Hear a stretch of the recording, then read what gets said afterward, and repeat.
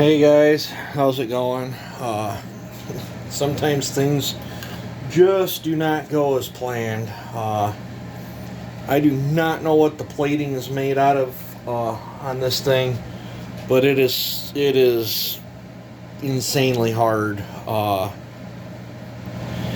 They plated the whole cylinder. I destroyed 3 or 4 cutter bits trying to cut the chamber, and then I had one of the bits actually break and then gouge up the top of the combustion chamber. That's what the let me get a pointer.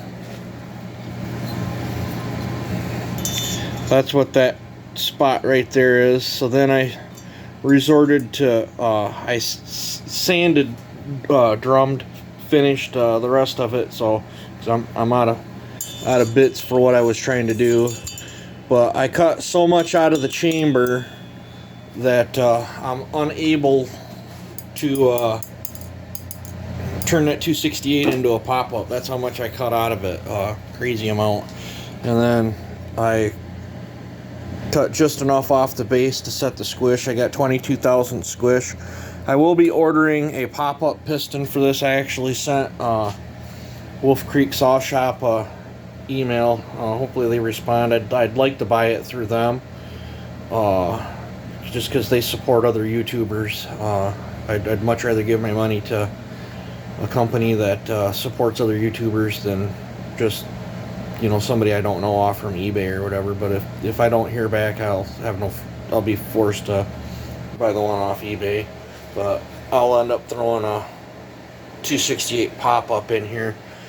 But as the result of not being able to trim the piston, it moved the numbers all over the place on this. This is now at 108. I haven't touched any of the ports yet. It's now at 108 on the exhaust roof, 133 on the transfers, and 87 on the intake. That's quite a bit more intake than I was wanting. Almost 8 degrees more than what I was wanting. So I might JB weld up this, but then again, I don't know. I think it's my 500i is on 88, and that thing runs spectacular. So maybe we'll try it with the 87 degrees, see what happens. If it's spitting back and too sluggish a throttle, I'll pull the cylinder back off. So that's that. I do not know what this is made out of, but it is harder than carbide. It had to put so much pressure on it to try to get the carbide cutter to go through, then it just shattered the carbide. It's crazy. Be interesting to see how this thing ports, and when I finally did get underneath it, the way it was peeling up in there, I'm probably going to go around every single port with a diamond bit first before even moving anything. But I'm not going to move any ports on this until I get the new piston that I do want to run.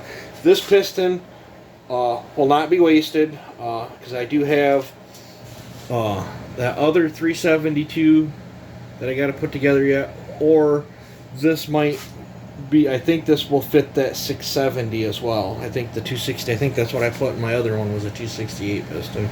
So might still be able to use this piston that was sent to the channel in my other project. So either way, it will get used. I have it set up right now where I could use it in this, but I really wanted a pop-up in this thing.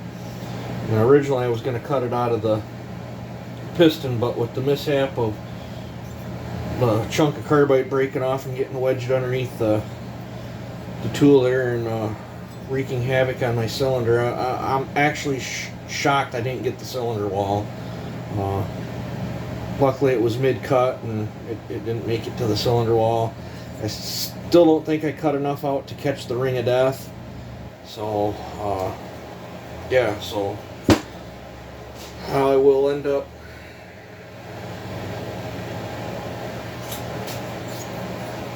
was thinking about going to 98 on the roof, but now where my numbers ended up, I might set this one at 102.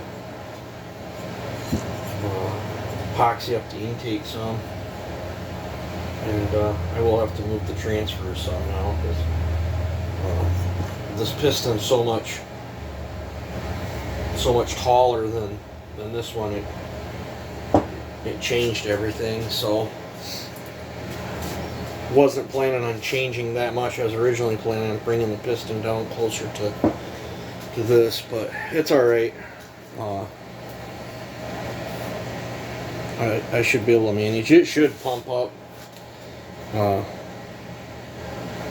really good for compression. So I just thought I'd let you know, nothing goes as planned. I made one of these. It's in the lay now. This was the one for the 660, but I went and made another one of them. Spent $60 on taps, dies, threaded rod, and some other odds and ends to get that other one set up. But yep. So alrighty, I got kids coming in here, so I gotta go deal with that. You guys take it easy and have a good one.